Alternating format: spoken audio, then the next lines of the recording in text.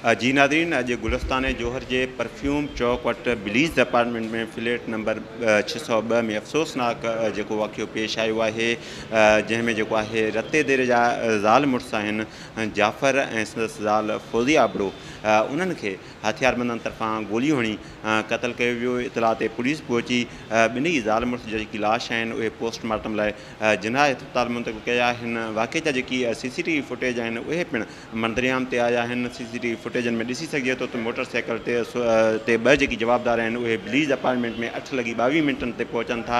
उनखां पोइ बिलीज़ अपार्टमेंट मां हिकु शख़्स ॿाहिरि अचे थो जेको जवाबदारनि सां ॻाल्हाए थो। उन जवाबदारनि सां ॻाल्हाइण खां पोइ टेई जेकी जवाबदार आहिनि उहे बिलीज़ अपार्टमेंट जे सीढ़ियुनि तां चढ़ी करे 7हीं मंज़िल ते वाक़े फ्लैट नंबर 602 ते पहुचनि था। 602 फ्लैट नंबर में जाफ़र ऐं संदसि ज़ाल फौज़िया खे क़तल करण बैदि उन्हनि खे वरी हिकु ई मोटरसाइकिल ते टिनी जवाबदारनि खे उतां फ़रार थींदे बि ॾिसी सघिजे थो।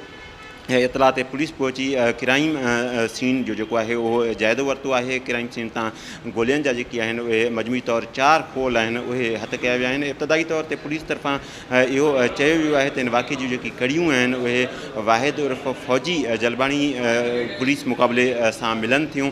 पुलिस तरफ़ां इहा दावा कई वई त फौजी जलबाणी खे मुक़ाबले में मारियो वियो हो, उहो इन ई फ्लैट में मुक़ाबले में मारियो वियो हो। पुलिस तरफ़ां इहा बि दावा कई वई त फौजी जलबाणी जे पुटु ऐं संदसि साथियुनि खे इहो शक हुयो त फौजी जलबाणी जी मुख़बिरी जेका आहे उहा जाफ़र कई।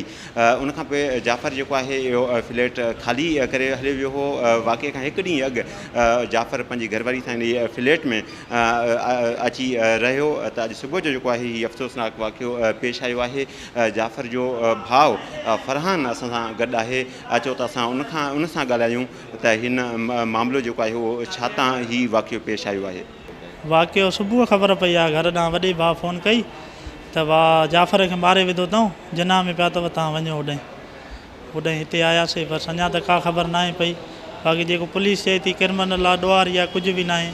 हा, कोई बि केस न अथसि, कुझु बि न, FIR न NC कुझु बि न अथसि।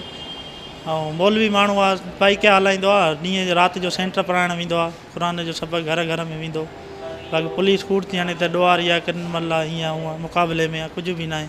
पुलिस चए थी त फौजी जलबाणी जो मुक़ाबिलो साॻे फ्लैट में थियो हो। मुमकिन आहे त फौजी जलबाणी जे पुटु या साथियुनि हिन खे मारियो हुजे। फौजी जलबाणी जे साथियुनि तरफ़ां के धमकियूं बमकियूं मिलियूं? न हिन महिल कुझु बि न, कुझु बि न, उन्हनि जे तरफ़ां कोई बि कुझु बि न थियो। हा, बाक़ी मौलवी माण्हू आहे, बेगुनाह, शादी कई ऐं साल अॻ में पसंदि जी शादी अथसि। भाभी बि असांजे हितां जी आहे, महर आहिनि राति जा। हा, हुनजे अॻ में डिवोर्स थियल आहे, हुन सां पसंदि जी शादी कई अथई। बाक़ी वधीक जांच हले थी। जेका पसंदि जी शादी आहे उन माई जे माइटनि तरफ़ां के धमकियूं, के थ्रेट वग़ैरह? न कुझु बि न, कुझु बि हाली त अञा का ख़बर न आहे पई। बसि वधीक जांच हले थी। हा, अलाह कंदो कातिल ज़ाहिर थींदा। तव्हां कहिड़े ॻोठ जा आहियो?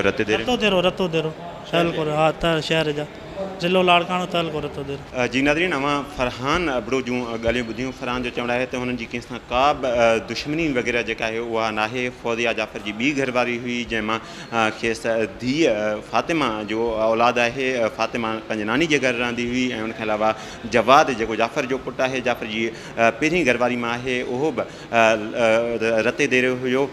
फ़रहान जो इहो बि चवणु आहे त हुननि जी कंहिंसां का बि दुश्मनी नाहे। जाफ़र जी पसंदि जी शादी हुई। हू कंहिं ते इल्ज़ाम बि लॻाइणु नथा चाहिनि। हिन मुतालबो कयो आहे त पुलिस हिन मामले जी जेका आहे उहा शफ़ाफ़ जांच करे जेकी कातिल आहिनि उन्हनि खे जेको आहे बेनक़ाब करे उन्हनि खे कैफ़िर किरदार ताईं पहुचायो वञे। कैमरामैन इरफ़ान सांगी सां गॾु हबीब जमाली, टाइम न्यूज़, कराची।